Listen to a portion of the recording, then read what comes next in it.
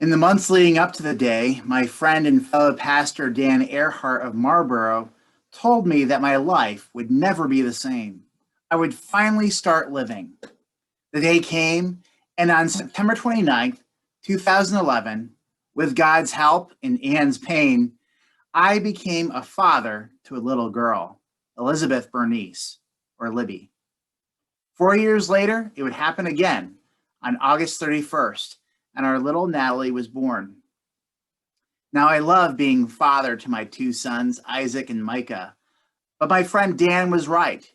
There is something special about being a father to girls. It's a special relationship. And that's what I think of when I read this section of Mark 5 with two daughters and two fathers.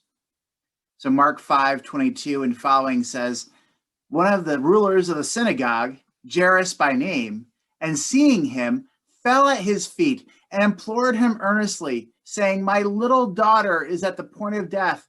Come and lay your hands on her, so that she will be made well and live."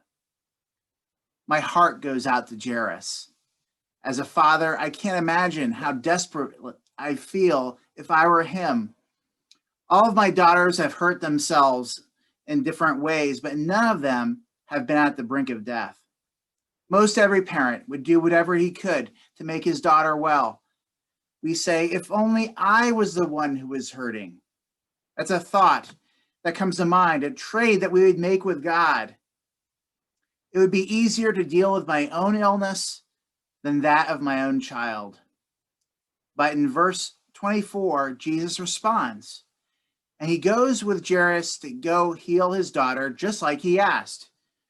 But the story gets more complicated. In verse 24, it says, and a great crowd followed Jesus and thronged about him. And there was a woman who had had a discharge of blood for 12 years, and who had suffered much under many physicians, and had spent all that she had, and was in no better place, but rather grew worse.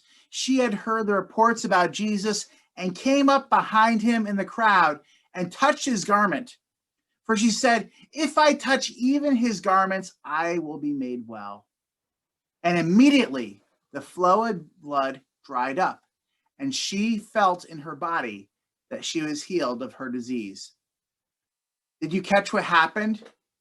A woman in the crowd who had been bleeding for 12 years touched Jesus' clothes and was healed instantly. We don't know her name. She was just one woman in a whole crowd of people.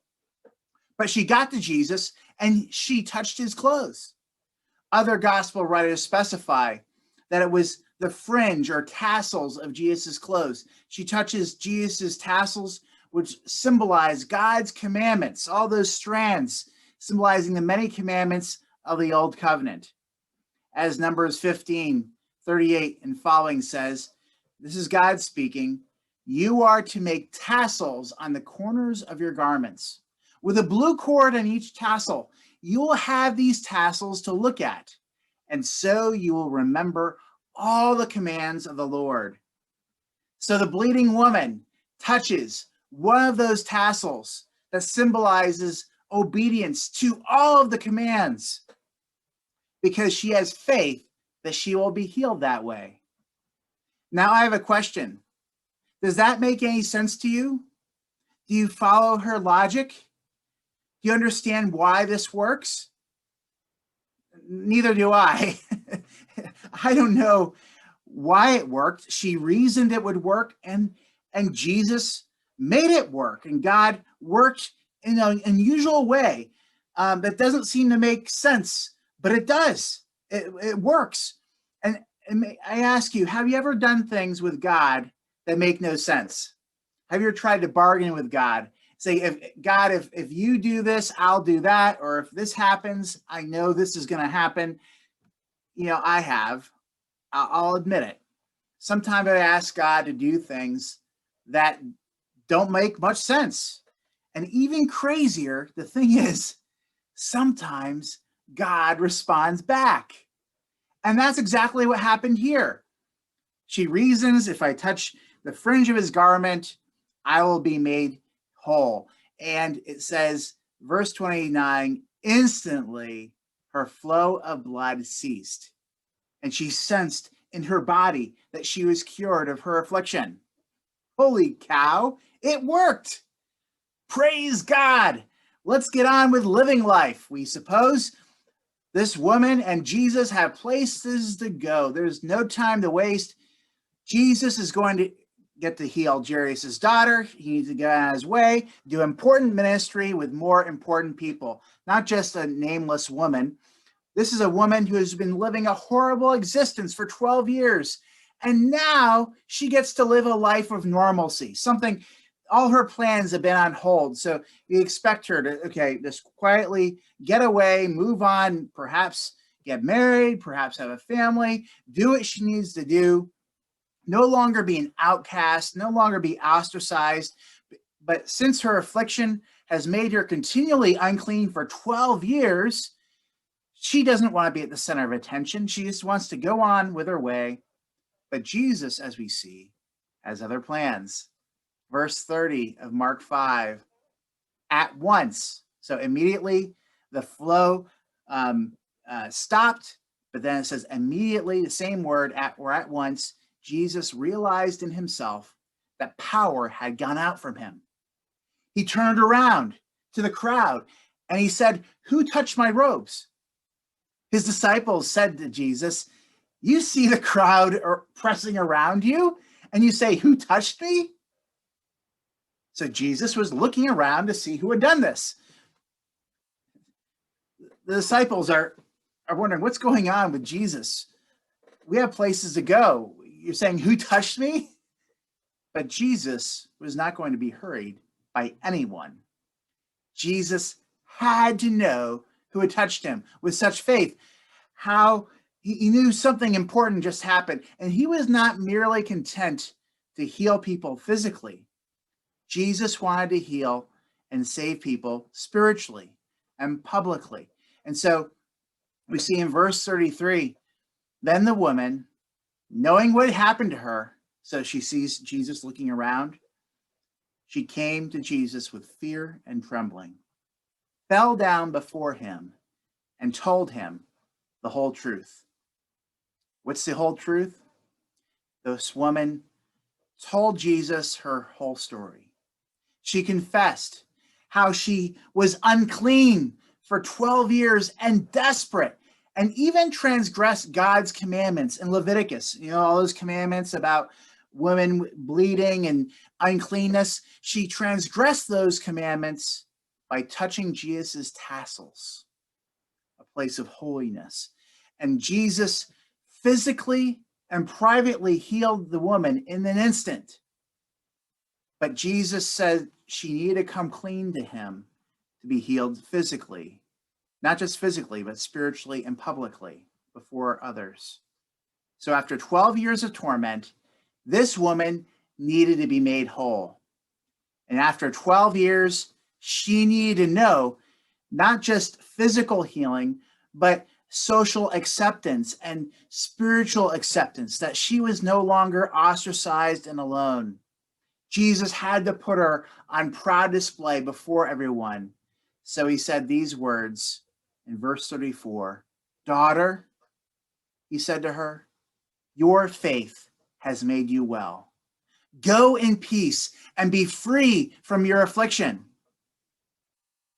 This woman didn't have a name before, but now Jesus names her daughter. She now belongs to a family. Daughter, my daughter, you forever have a place with a father. This is similar to what God says in Isaiah 62:4, where he says, "No longer will they call you forsaken or name your land desolate, but you will be called, my delight is in her, and your land married, for the Lord delights in you, and to him your land will be married." So though Jesus is a young man in this story, no more than 33 years of age, he is also God in the flesh. Jesus becomes the father that this woman always needed.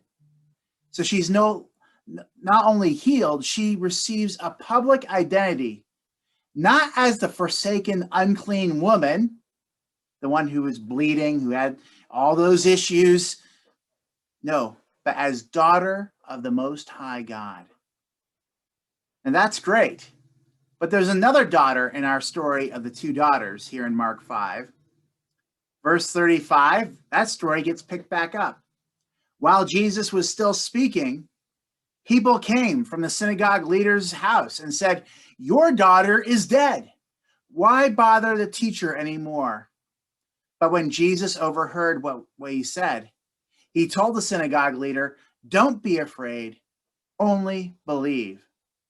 Now imagine Jairus during this episode with the woman. You've gone through all this trouble to travel to Jesus, humble yourself before this strange rabbi, this country guy, he's a little different, and you go through all this trouble, you humiliate yourself before him. But Jesus gets caught up with this kind of eccentric woman, this unclean woman, and makes a scene. And while Jesus finishes up with her, you get word that your beloved daughter is dead.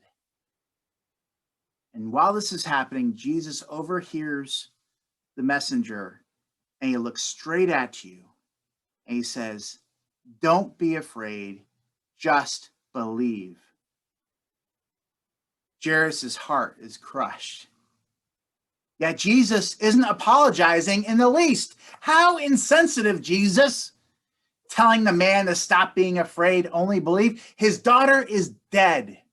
And you took your sweet old time, and now you say, "Don't be afraid, just believe."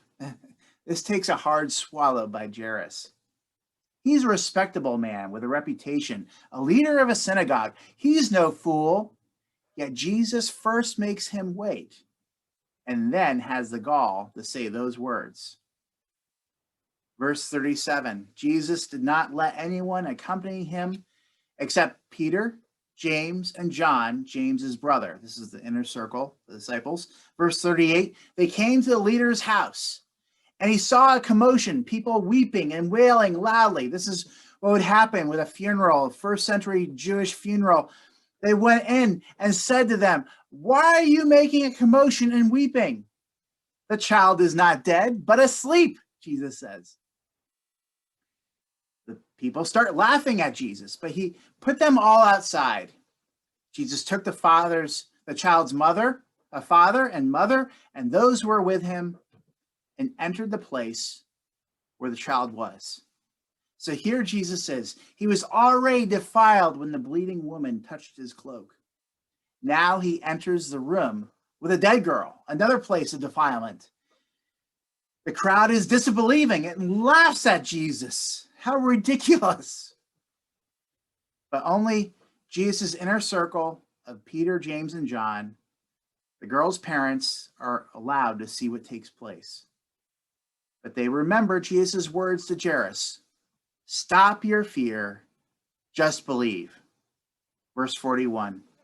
Then Jesus took the child by the hand and said to her, "Talitha cum," which is translated, "Little girl, I say to you, get up." Immediately, the girl got up and began to walk. She was 12 years old. At this, they were utterly astounded.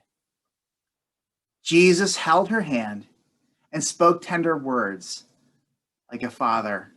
"Time to wake up, little girl." Mark mentions the words spoken verbatim in Aramaic. These are words that close family members use. Talitha, which Mark says means little girl. It also can mean little lamb, little lammy. Jesus treated this girl with the tenderness of a father with his daughter, and she responded instantly. Did you notice her age? 12 years old. What does that remind you of? The same duration of time of the woman's affliction. Verse 43, then Jesus gave them strict orders that no one should know about this, and said that she should be given something to eat. We notice, unlike the miracle with the woman, this miracle was not for the crowd. This miracle was for the girl and her family. It was for the synagogue ruler Jairus, who is named, probably known personally by the earliest Christians. This raising from the dead was for Jairus and all of us who see ourselves as respectable members of society. All of us who are tempted to remain in fear instead of faith, because fear is our default setting. It's the anxiety that we live with, the ocean that we swim in.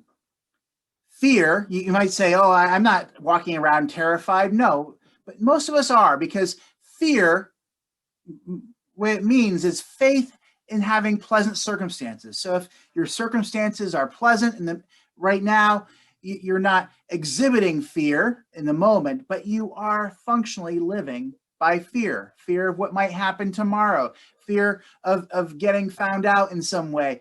This anxiety, when we trust in circumstances that will change, they change like New England's weather. This is how most of us live. And Jesus says, don't live that way. Don't place your faith or trust in whatever might be good circumstances for you, your bank account, your good health, good relationships. No, place your trust in Jesus. Most of us live in fear. It's what keeps us up at night. It's what we use to motivate us, to get out of bed in the morning, to go to work. Fear is what we use to check the news or social media. We check on how we're doing, how we look before others. This fear gives us the illusion that we're running the show, that we can control the narrative. It also says we need to check on what everyone else is doing, because they might change what they think of us.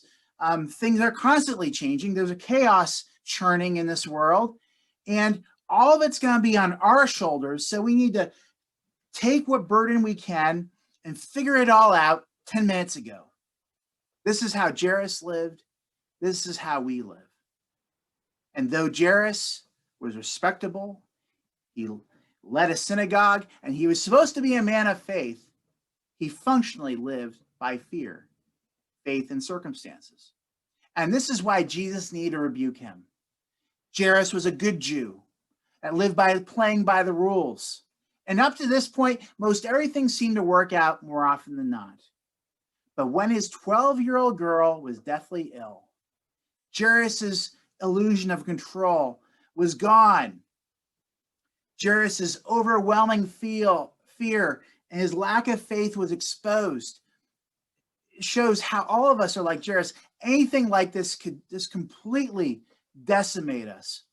And Jesus is saying, stop being afraid or trusting in circumstances and only believe me. Jesus says, have faith like the bleeding woman. Have faith like her. She overcomes her fear. She overcomes her fear of rejection. She even disregards religious customs, and she boldly touches Jesus' tassels.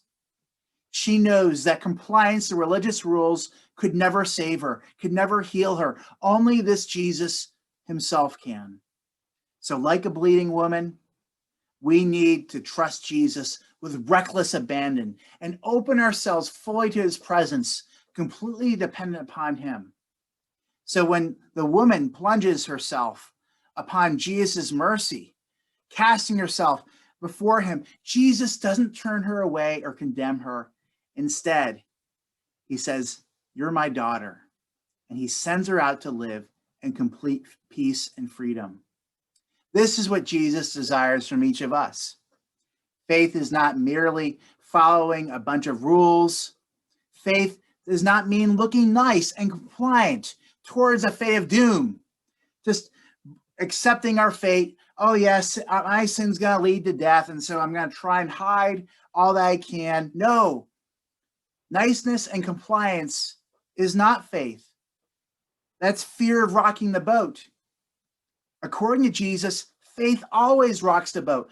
Faith is shown in desperation of saying, yes, I'm unclean, but I'm putting myself before you, Jesus, and you better heal me. As we consider the story of these two daughters, it's worth considering Jesus' command to Jairus. What dominates us, fear or faith? What holds our attention, fear or faith?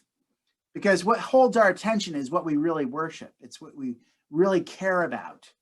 Attention might be the best way to think about our own worship. What do we watch on TV or listen to on the radio or look at social media? Consider what we watch. Consider what our attention is given to. Does it grow us in fear or faith? Are we becoming more reactive in our fear for our future? Or are we becoming more proactive in our trust that God is working all things out for our good in his glory? Are we like the woman, putting ourselves in Jesus' presence, telling him the whole truth of who we are? Or do we hide ourselves before Jesus? Are we settling for a religious show? Do we have faith to let Jesus do a miracle of healing in places that feel hopeless to us? Our health issues, our money issues, our addiction, our marriage, our family relationships. These hopeless situations are the places where Jesus can do his greatest work. But if we're resigned to failure, we're not showing trust in Jesus. Do we really believe that God heals us? Or are we trying to live our lives in our own strength? This story of the two daughters doesn't allow us to coast along with Jesus in nice Christianity. Either we have faith in Jesus or we live in fear. Those are only two choices. Do we live according to trusting in nice circumstances or in the only God who can truly save? Those are the only two choices Jesus allows. Faith does not quietly succumb to this world's condemnation. It just says, oh, that's how it is. No, faith boldly grabs Jesus' cloak for healing. Faith wrestles with God until he blesses us. Faith says, I'm no longer a slave to fear. I am a child of God, and I will not rest until he says, you are my daughter. You are my son. Faith isn't content with the trappings of God, but faith wants to know we are his beloved. Faith says, yes, I trust God is in charge. He will lead me to the land of milk and honey if I hang on to him. Faith takes Jesus' extended hand. It's already extended to us. And we say, yes, I am dead in my sins and trespasses. And faith responds to Jesus when he says, little girl, little boy, it's time to wake up from your slumber. Jesus lifts us up and shows us that with him, today is a brand new day, knowing he is our dad.